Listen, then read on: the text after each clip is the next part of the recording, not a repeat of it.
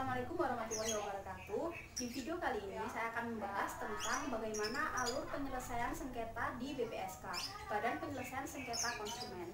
Sebelumnya, perkenalkan nama saya Risna Utavia, mahasiswa Universitas Muhammadiyah Malang, Fakultas Hukum dengan NIM 2017-446. Nah, di video kali ini saya akan membahas mengenai beberapa sub yang terpenting. Yang pertama, apa itu BPSK atau Badan Penyelesaian Sengketa Konsumen, dan yang kedua dasar hukumnya, yang ketiga bagaimana tata cara penyelesaian sengketanya, yang ketiga sengketa apa yang bisa diselesaikan melalui BPSK, dan yang terakhir adalah prosedur permohonan serta bagaimana alur penyelesaian sengketa di BPSK.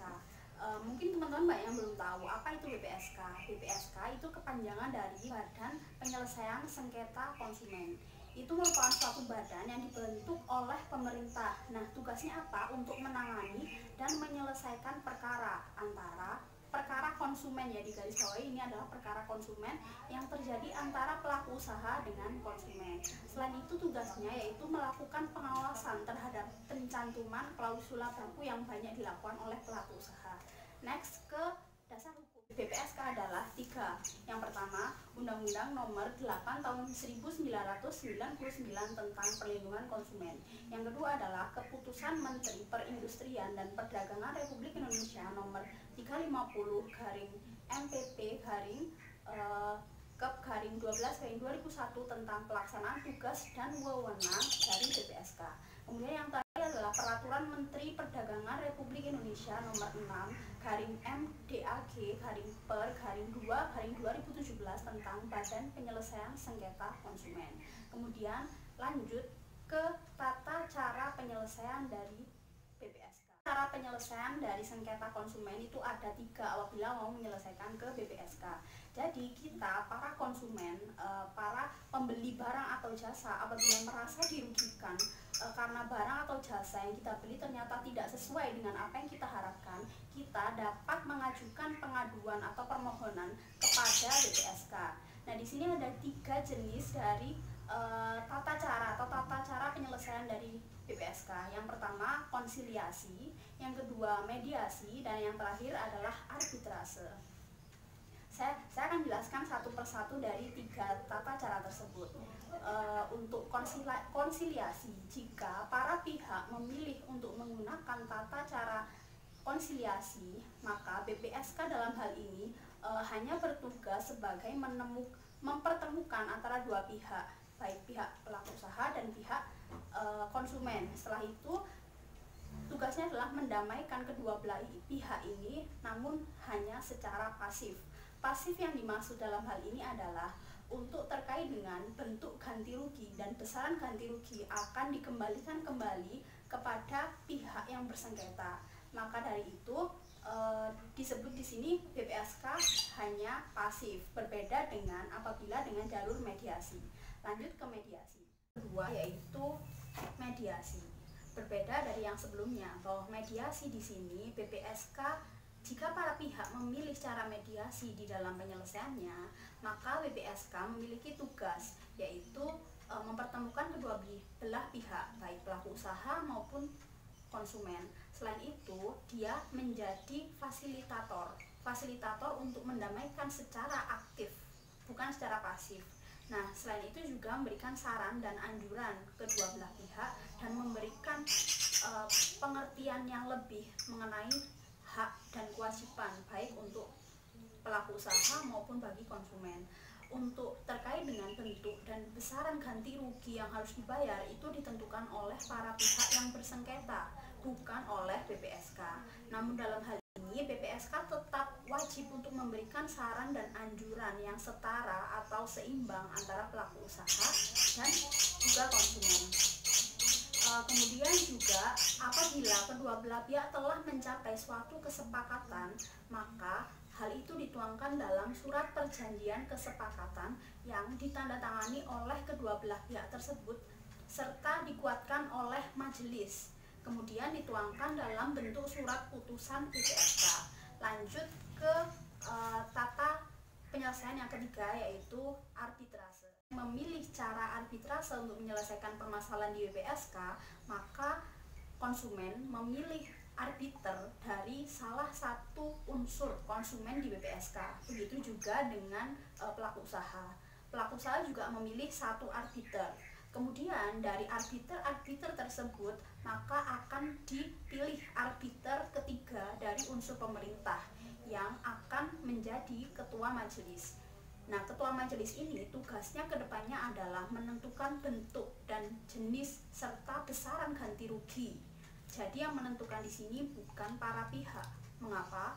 Karena para pihak di sini telah menyerahkan sepenuhnya kepada majelis terutama di BPSK sendiri untuk menyelesaikan perkara. Maka penyelesaian sengketa konsumen ini hasil akhirnya adalah dalam bentuk putusan BPSK. Kemudian kita lanjut kepada sengketa apa saja yang dapat ditangani oleh BPSK. Sengketa yang bisa ditangani oleh BPSK. Yang pertama, makanan atau minuman. Jika kalian pernah membeli makanan atau minuman ternyata tidak memenuhi aspek kesehatan, maka itu dapat ditangani oleh BPSK. Selanjutnya elektronik. Elektronik di sini contohnya TV, laptop, mesin cuci dan lain-lain. Kemudian perumahan atau properti. Selanjutnya adalah bahan bakar atau gas, kosmetik atau obat-obatan, sandang atau pakaian, SPBU, PLN, PDAM, perbankan, asuransi, telekomunikasi, perparkiran, dan lain-lain. Kemudian saya akan lanjutkan mengenai prosedur permohonan di BPSK. Untuk mengajukan permohonan di BPSK, untuk mengajukan permohonan atau pengaduan di BPSK, konsumen tersebut merasa dirugikan. Contoh kasus yaitu apabila konsumen membeli makanan, ternyata makanan tersebut basi atau tidak sesuai dengan apa yang diharapkan, apa yang dia ingin beli, maka hal tersebut dapat diajukan permasalahannya di BPSK. Caranya bagaimana? Yang pertama, mengajukan permohonan atau pengajuan kepada BPSK setempat. Misalnya tempatnya di Malang, jadi si konsumen tersebut dapat mengajukan di BPSK Kota Malang melalui sekretariat BPSK. Kemudian langkah selanjutnya adalah mengisi formulir permohonan yang isinya pertama, nama, alamat dari si konsumen itu tadi dengan lengkap. Yang kedua, nama, alamat dari si pelaku usaha. Jadi kalau contoh yang tadi itu dari yang penjual makanan itu tadi. Kemudian barang atau jasa yang diadukan. Bisa makanan, bisa properti, bisa parkir, PLN, PDAM, dan lain-lain. Kemudian tempat, waktu, dan tanggal dilakukannya transaksi itu tadi. Dan yang terakhir adalah bukti seperti kwitansi dan lain-lain. Kemudian setelah hal tersebut diterima oleh BPSK melalui sekretariatnya, maka akan diberikan bukti tanda terima yang menyatakan bahwa berkas pengaduan si konsumen itu tadi sudah valid atau sudah lengkap.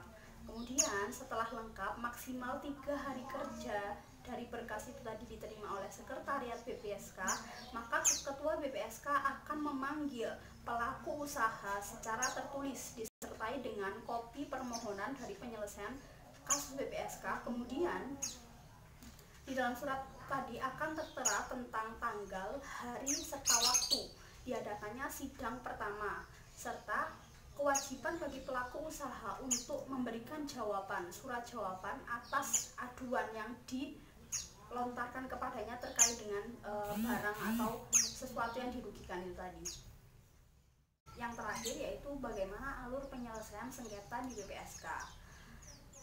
Perlu diketahui bahwa penyelesaian perkara melalui BPSK ini dengan prinsip mudah, sederhana, dan cepat. Jadi jangka waktu penyelesaiannya hanya 21 hari berdasarkan pasal 55. 21 hari tersebut sudah dikeluarkan putusan sejak pengaduan konsumen yang diterima secara benar dan lengkap oleh sekretariat BPSK. Kemudian persidangan pertama akan dilakukan pada hari, tanggal, dan waktu yang telah ditetapkan dalam surat panggilan yang sebelumnya telah dibuat. Kemudian para pihak dibebaskan untuk memilih cara penyelesaian sengketa, di mana cara penyelesaiannya yang sebelumnya telah saya jelaskan tadi ada 3, yaitu konsiliasi, kemudian mediasi, dan arbitrase. Di sini kedua pihak bisa melakukan musyawarah untuk menentukan cara mana yang akan digunakan di dalam penyelesaian perkaranya. Kemudian, jika pemeriksaan selesai, maka hal itu dapat selesai dalam 1 kali sidang. Namun, jika hal itu tidak memungkinkan, maka akan dilanjutkan melalui sidang lanjutan. Kemudian baru bisa dikeluarkannya putusan. Di dalam penyelesaian sengketa di BPSK ini, alat bukti dan pembuktiannya dalam penyelesaiannya adalah dengan menggunakan sistem pembuktian terbalik. Yang dimaksud sistem pembuktian terbalik di sini adalah beban dan tanggung jawab daripada pembuktian ada pada pelaku usaha. Pelaku usaha wajib untuk membuktikan seluruh dalih-dalihnya. Kemudian baru dikeluarkan putusan BPSK. Putusan BPSK ini dapat berbentuk 3 macam. Yang pertama, putusan perdamaian jika memang pelaku usaha dan konsumen sudah melakukan perdamaian. Kemudian gugatan ditolak, dan yang ketiga, putusan gugatan diterima. Kemudian ini adalah alur terakhir, yaitu jika pelaku usaha atau konsumen merasa putusan BPSK itu tidak adil bagi pihak mereka, salah satu pihak, mereka dapat mengajukan keberatan ke pengadilan negeri selambat-lambatnya 14 hari kerja setelah putusan BPSK dikeluarkan. Sekian tentang penyelesaian alur sengketa BPSK dari saya. Apabila ada salah kata, saya mohon maaf. Semoga informasi yang saya berikan dapat bermanfaat. Wassalamualaikum warahmatullahi wabarakatuh.